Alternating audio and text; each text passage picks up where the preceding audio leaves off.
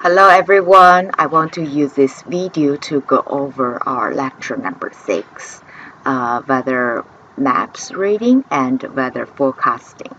This is a very exciting lecture because we are going to apply everything we learned by far to forecast weather in next few days. So let's get started. Okay, so what you are going to read is the three materials. First, you need to go to Essentials of Meteorology to learn station model, but I will explain in this video as well. Also, Chapter 6, these 2 pages, to learn the relationship between surface and upper level charts. This is very important in weather forecasting because upper level charts and surface charts, even they are different, they're defined in different way, but in our Earth system, right, upper level conditions can affect the surface level. So if you want to be a good forecaster, you need to understand both, okay, and their relationship, their connection. And also chapter number 9 in Essentials of Meteorology about weather forecasting. You will see more methodologies and strategies to forecast our weather. Okay, and if you want to look at the real examples, I highly recommend you check out weather.gov, the Severe Weather Prediction Center (SPC) at NOAA, okay, and also NWS Weather Prediction Center. Okay, those 3 websites very useful. You can find the weather charts for today and forecast for the next 48 hours. Okay, so let's get started. So in this week discussion, you're going to read the textbook and answer my questions here. Okay, and you need to summarize what you learned by reading, by watching this video, and also our study guide videos on our study guide page. Okay, so you want to understand all the questions here in order to take the quiz, get the good credit. Okay, all right, so station model, the charts, understand surface upper level interactions, and weather forecast and how it is produced. Okay, answer my questions here, and I would greatly appreciate if you can organize your answer, also follow my outlines. Okay, it will help me to read your inputs. Okay, all right, thank you. Alright, so our first thing is our station model on surface weather maps. Station model, what's that? It's basically a symbol, okay? Try to illustrate the weather occurring at a given location. So you can see at a given location. So basically, the bubble you see here at the, let me see if I don't see my mouse. Okay, here we go. Okay, so you can see the bubble, the circle you see over here, that is a station, a location. So for example, this circle can be placed at LAX or Santa Monica College or UC Santa Barbara or UCLA. Okay, so that reflects the weather situation occurring at that location. Okay, I hope this is clear. Okay, and you can see, well, this circle, you can also shade it. If you totally shade it, cover it like dark gray, okay, that means our sky is overcast. So you can see this circle, how you shade it, that means sky cover.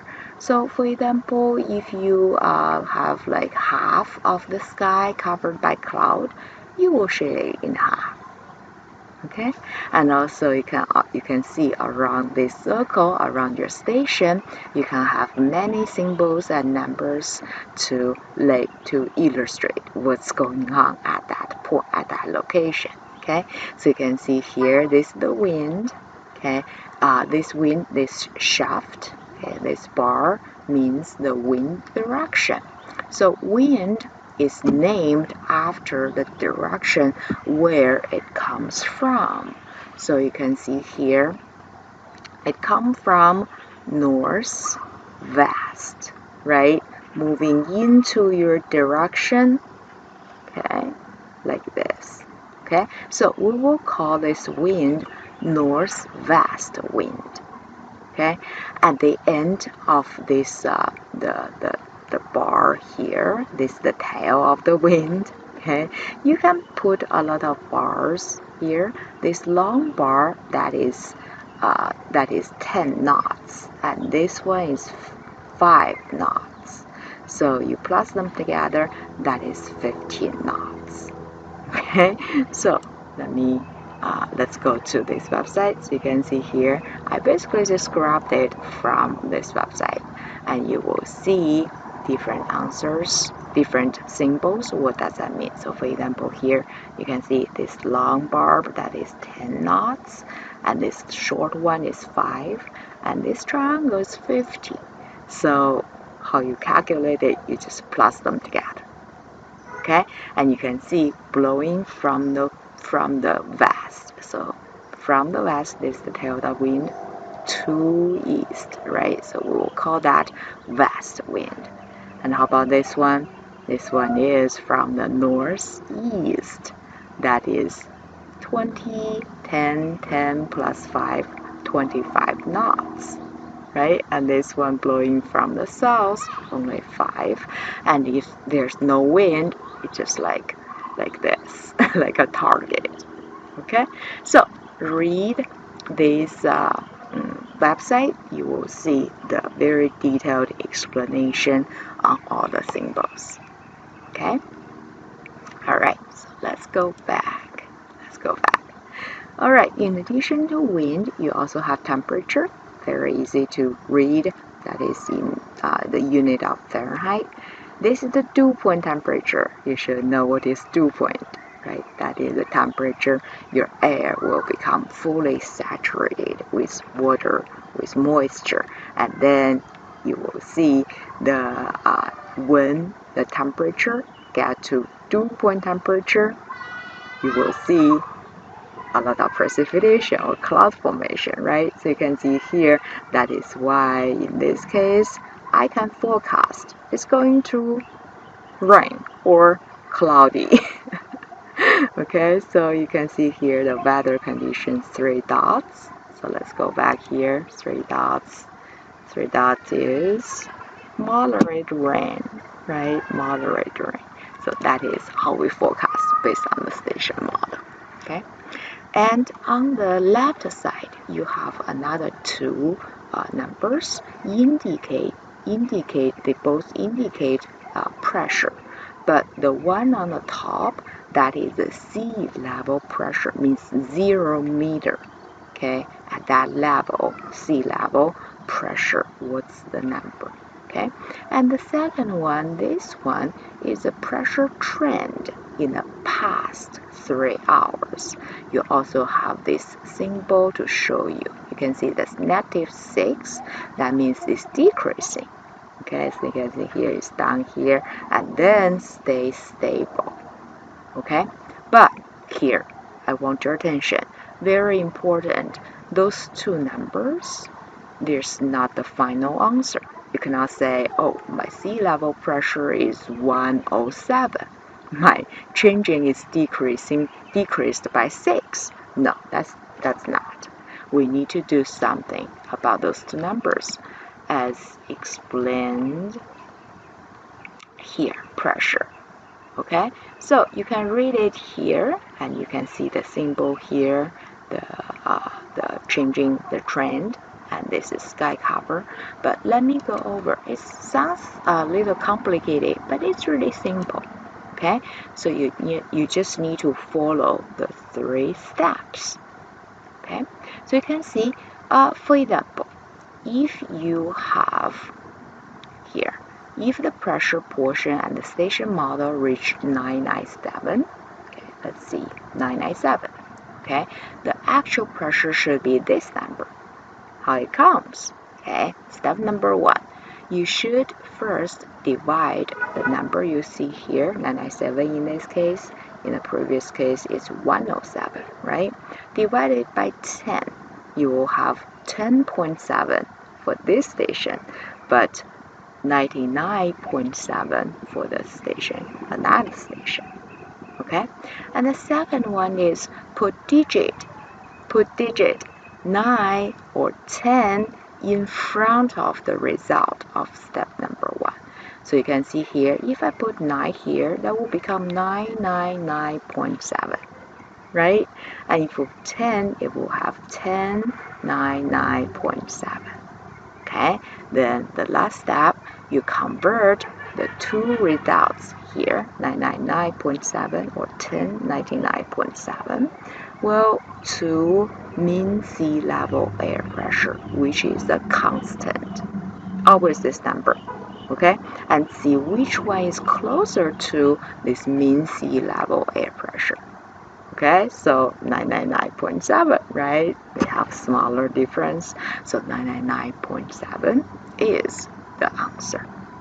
Okay, and in this case, you can see if you put 9 in front of 10.7, right? It's 910.7. If you put 1010.7, then 1010.7 is closer, right? So 1010.7 is the answer. Okay, and same thing here, you need to divide 6 by 10. That's it. Okay, you don't need to go the step number 2, not number 3. So the changing trend, just divide it by 10. Okay, alright, so this is how you convert it. Make sure you understand it. Okay, and there's the video on our study guide page as well to show you how to do the calculation in video. Okay, so then weather maps. Okay, so a weather map basically displays various situations across a particular area at a particular time. So every time when you read the surface map or upper level charts, you need to read this part. Okay, when. So you can see this is 9 a.m. in the central time, in the standard time. So basically in London, Great Britain, the London, okay, 0. So if you convert the time to LA, we should minus this number by 8 because we are standard time minus 8 hours. Okay, so we behind them by 8 hours. Sorry. So if this one is 9 a.m. In the morning, we should convert to LA. That is 1 a.m. in the morning. Okay, and you can see this is surface analysis. Later you will see upper level charts. Okay, and the date and this issued when. Okay, alright, so then if you want to see today's example, you can go here, go to NOAA. Oh, I'm sorry, that is the symbol explanation. You can see you have a lot of symbols here. What does that mean? Check this website. You can see, oh, this is your cold front, this is your warm front. You learned that already actually, right? And this is the trough. What is a trough? It's a like depression along the pressure surface, okay, and many other symbols, and you have the explanations here. Okay, alright, okay, then how to read this map in addition to understand the symbols, right? Okay, so here a few general rules, and there's a very good explanation on YouTube, also on our study guide page. That professor explained you the general rules how to read it. So if you see the surface low pressure, like this L, L, L, L, L, right? So interpreted that as cloudy and precipitation, because you know when surface you have a low pressure, well, means air is rising, right? When the air is rising, you will see cloud, you will see precipitation. If that is here close to ocean, that means you have a like a hurricane cyclone, or it's over the land, that will be your mid latitude cyclones, right? So that is one rule. Another one is opposite, surface high pressure, like H, H, H, H, H, right? If you see H on the map in your area, that means clear and fair weather. Okay, anticyclones. Because when you see surface, you have a high pressure, that means the air is descending, right? Descending air never gets saturated. You will see very clear sky. Okay, and in addition to high and low, you also have those lines, right? Let me remind you, those lines that means isobars.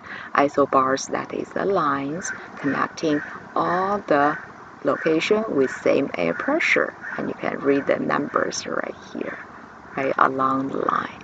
Okay, but you can forecast wind, how fast the wind would be based on the spacing. So if you have isobars closer together, that means strong wind. Okay, for example, here on the east coast, you can see you have a cold front here, wind blow heavily. Okay, so you can see those isobars, they're very close together. And if here, for example, Texas, right, the wind will be very, very weak. So you can see the wind only 5 knots right here. You can see, okay. Or you can see on the map, the lines, they're spaced out, right? So that is how you interpret wind speed, by looking at how close your isobars are. Okay. All right. So then, yeah, and surface wind, how to predict the wind direction, right? Surface wind also blow from high pressure to low pressure. Okay, high pressure to low pressure. So you can see, well, here is the low close to LA, right? Then your wind should blow towards the low. So you can see here towards the low and towards the low, right here towards the low. Okay, but coronal force will deflect the wind to the right in northern hemisphere. So consider that as well. Okay, so that is how you a few general rules to read the surface map. And upper level charts, like I mentioned earlier, they're connected. Okay, they're connected. So we want to first to learn how to read upper level charts in order to better understand surface charts. Why it's like that? All right. But the first thing is upper level charts means higher level. Okay, and they defined in different way. So you can see on the surface level, we basically just describe the situations going on there, and you have isobars connecting all the locations with the same air pressure, right? That's at the same level, 0 meter. But upper level charts is different. These charts are constructed to show the height variations along a constant pressure. So means on this grade surface, the air pressure won't change, but you can see the elevation changes. Means you need to go to that elevation, go to that high to find 500 millibar at this location. Okay, if you are landing here, if you are located here, that means you go this high to find 500 millibar. Low height, high height. How that could be, right? Well, related to temperature. So for example, here this location is towards the south. air is warmer. Air want to expand, right? So you can see when you go up, the pressure will decrease a little bit slower, right? Okay, so you need to go a little bit higher to find 500 millibar. But if this over a cold area, when you go up, right, the air is very dense, so the air pressure will fast decrease. So you don't need to go to that high to find 500 millibars, right? So we'll call that constant pressure surface, but with different elevation. Okay, on average, that will be like 5,600 meters above the surface. Okay, but you can see at a specific location across different location, the height changes. So here you can see you have different millibar. The surface you can find is about those various locations on average. Okay, so you can see here I will have this website to show you the maps and approximate the elevation. Okay. All right. Okay. Then we'll just side by side a comparison. Okay. On the left, that is upper level charts. On the right is surface level charts. Don't be overwhelmed. Guys. Here, basically, you can see those black curves here. Do you see that? Okay, that is not isobars. Those basically contour lines, elevation lines. Okay, to show you at which elevation you find 500 millibar right here. Okay, 500 millibar right here. Okay, so you can see, 579, 583. Well, Jane, you told me 500 millibar is about 5,600 meters. But why here? Why is 500? It's not about 500. Basically, when people construct this map, they eliminate the very last digit, which is 0. So when you read it, you should put 0 at the end. So this is not 569. It should be 5,690. 90.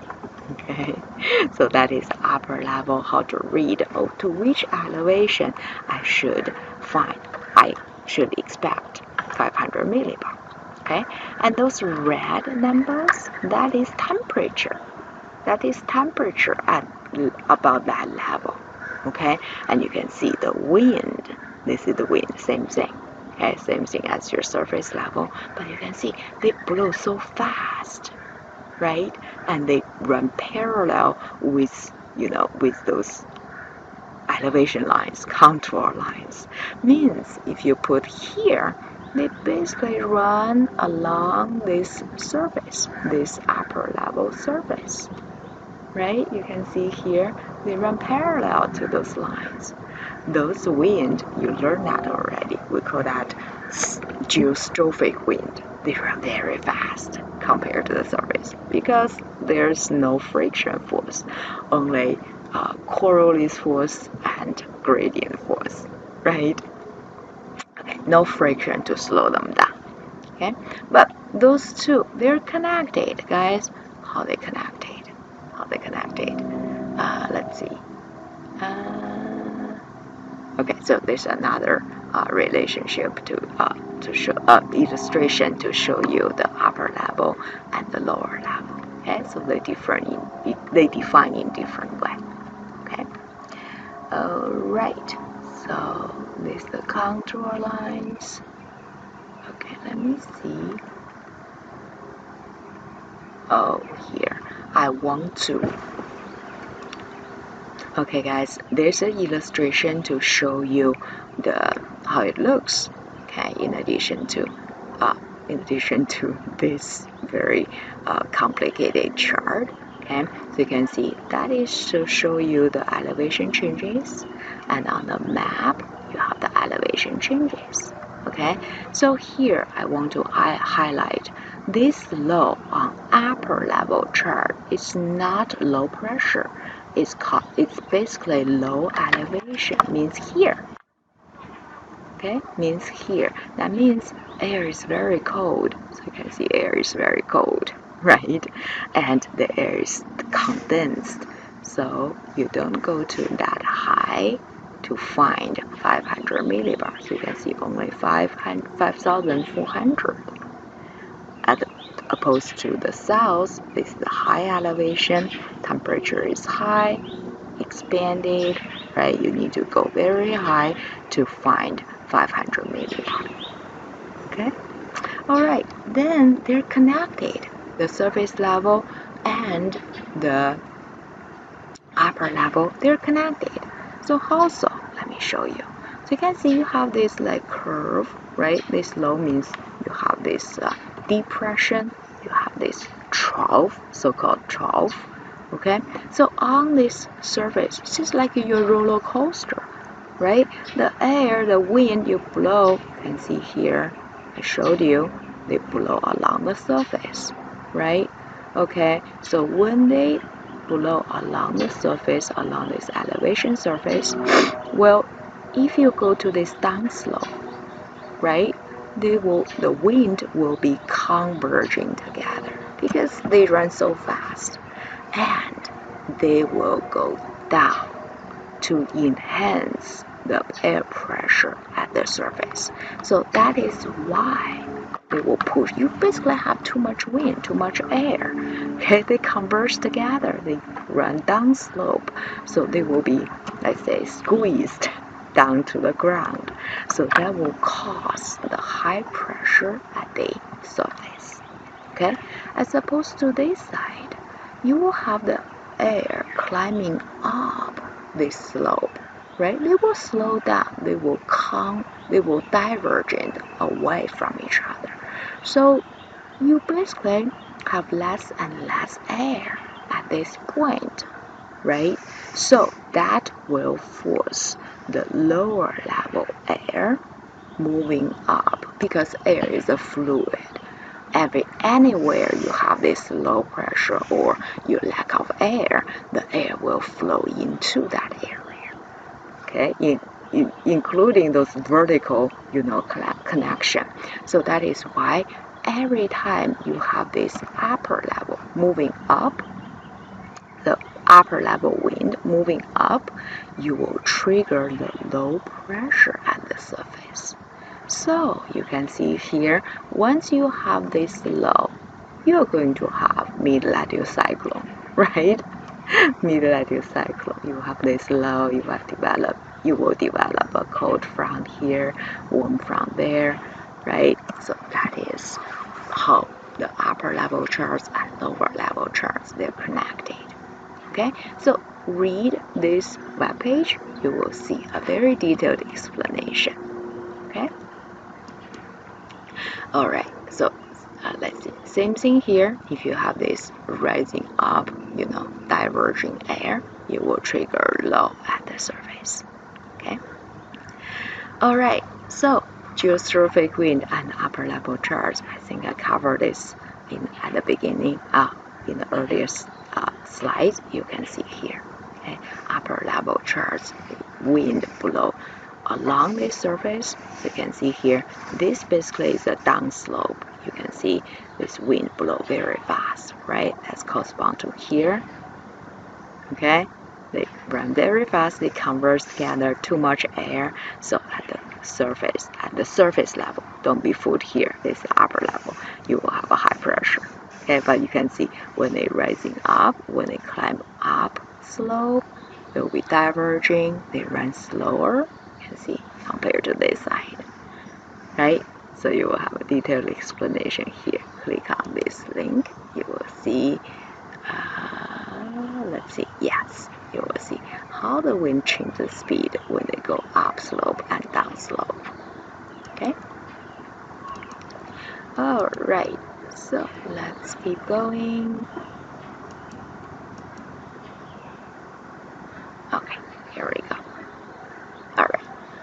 So then, how to do weather forecasting using surface chart at the, in the first step?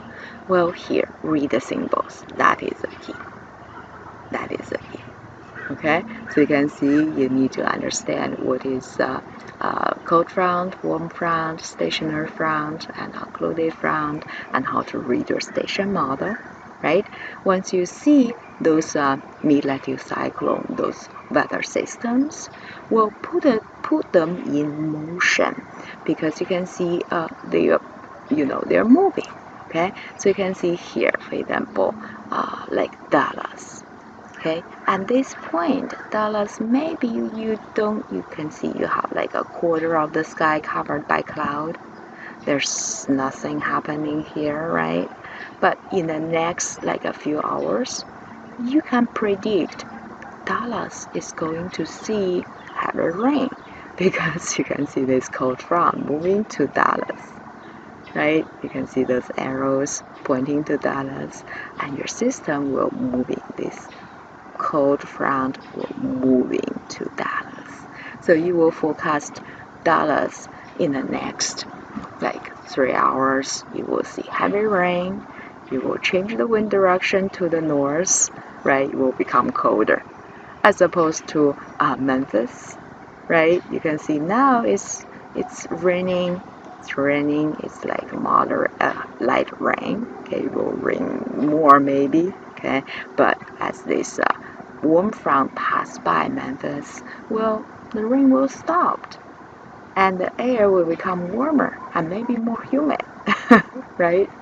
Okay, so that is how to use the surface chart to do the forecasting. Okay, how to use upper level charts to help you forecast. Okay, so you can see here, well, this low is at the surface. It's about right here, okay? And this purple low is not low at the surface, it's upper level. Okay, so it basically is air will go to this valley, they're descending, they're fasting, they're speeding up. But when they go to up slope, you can see up slope here, right? Elevation go upper and higher. Well, they are going to slower down, right? So that will trigger a low right here. Okay, so let me show you here. Okay, you can see basically our surface low is right here.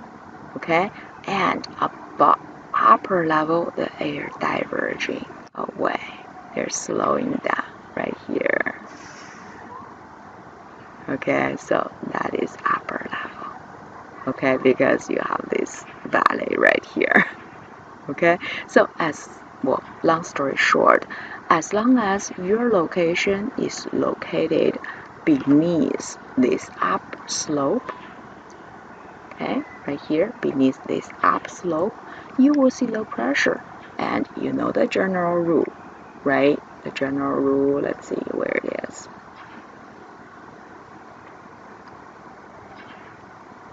Okay, you have low pressure, you always have cloudy day or maybe precipitation, right?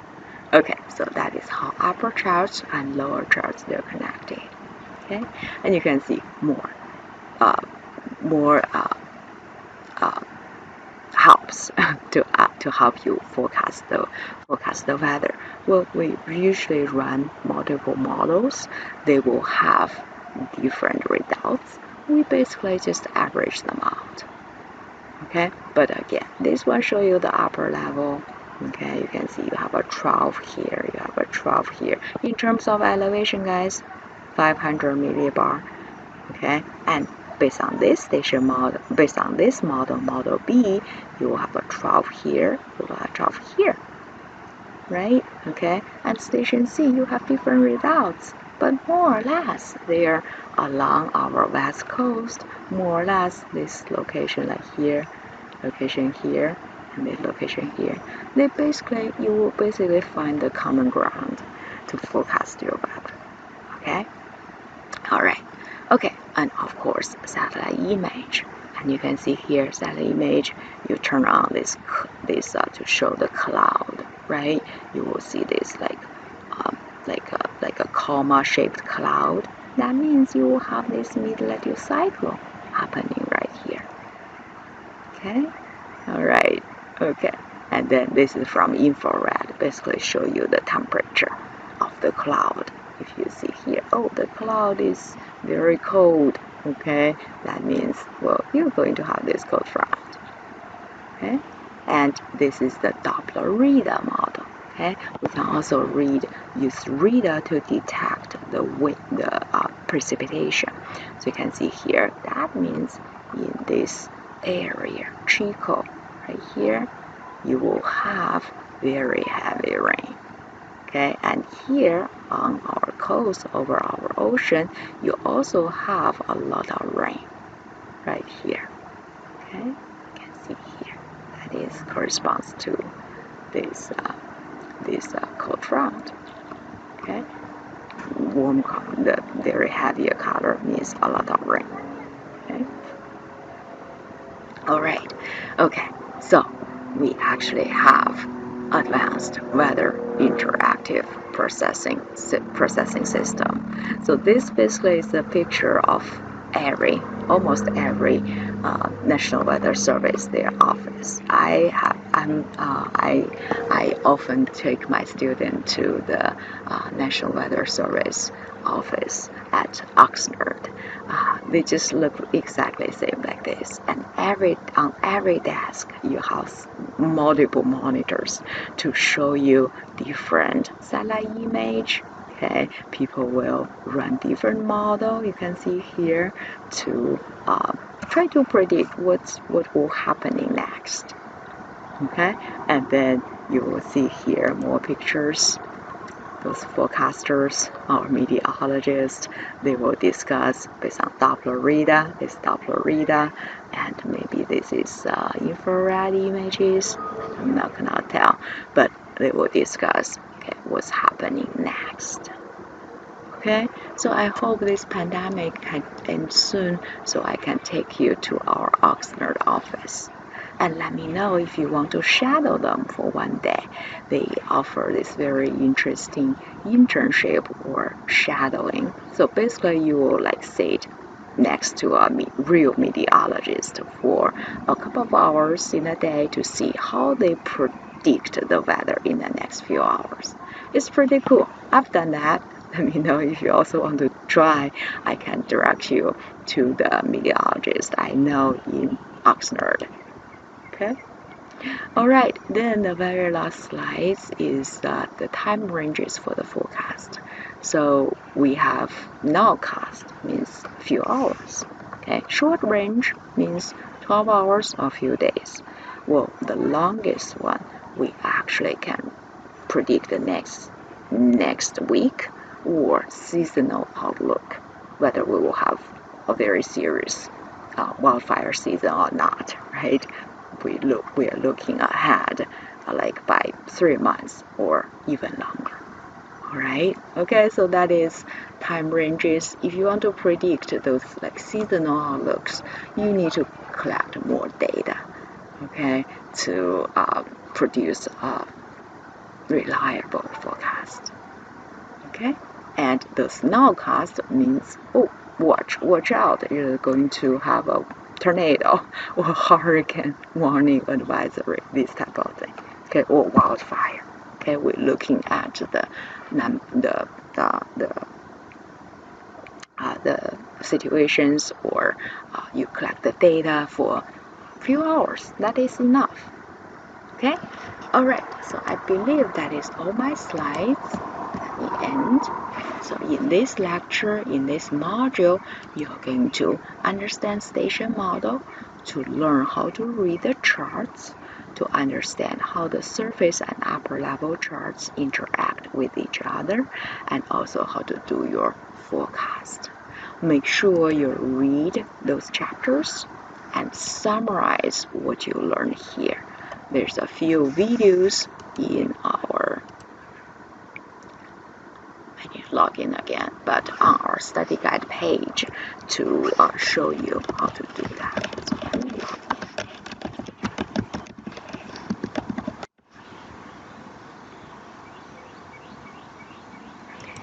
that is our study guide page. It's right here. Okay, so that is my favorite thing to do to predict weather in the next couple of hours or even weeks and months. Okay, when I first learned it, I dream I become a meteorologist who can predict the weather.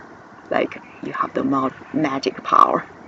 Okay, so you can see there's a lot of videos I mentioned. This is the professor to show you the isobars and the general rules. Okay, how to read the weather maps and how to read the chart and how to draw the chart.